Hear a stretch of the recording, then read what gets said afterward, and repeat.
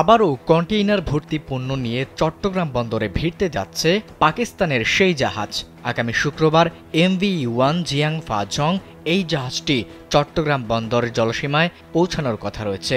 বন্দর সূত্র বলছে, এবার জাহাজটিতে আনুমানিক 825 একক কন্টেইনার রয়েছে। এসব কন্টেইনার নামিয়ে অন্তত 1200 একক কন্টেইনার নেওয়ার পরিকল্পনা রয়েছে শিপিং কোম্পানিটির।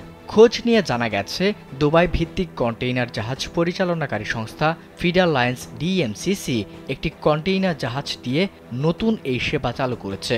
গ্রুপটির নির্বাহী পরিচালক আনিসুদ্দৌলা কালবেলাকে বলেন, প্রথমবারের তুলনায় এবার পাকিস্তান থেকে কন্টেইনার আনার হার বেড়েছে। এখন একটি জাহাজ 38 থেকে 42 দিনে একবার আরব আমিরাত থেকে পাকিস্তান হয়ে চট্টগ্রাম আসছে। স্যান্ডেলিনা সো, রূপচর্চায় আভিজাত্য। গেল নভেম্বরের দ্বিতীয় সপ্তাহেই পাকিস্তানের করাচি বন্দরের সঙ্গে চট্টগ্রামের সরাসরি কন্টেইনার জাহাজ যোগাযোগ চালু হয়। প্রথমবার জাহাজটিতে করে 370 একক কন্টেইনার আনা হয়। এবার দ্বিতীয়বারের মতো পণ্য নিয়ে রওনা হওয়া জাহাজটিতে প্রথমবারের চেয়ে দ্বিগুণের বেশি কন্টেইনার রয়েছে।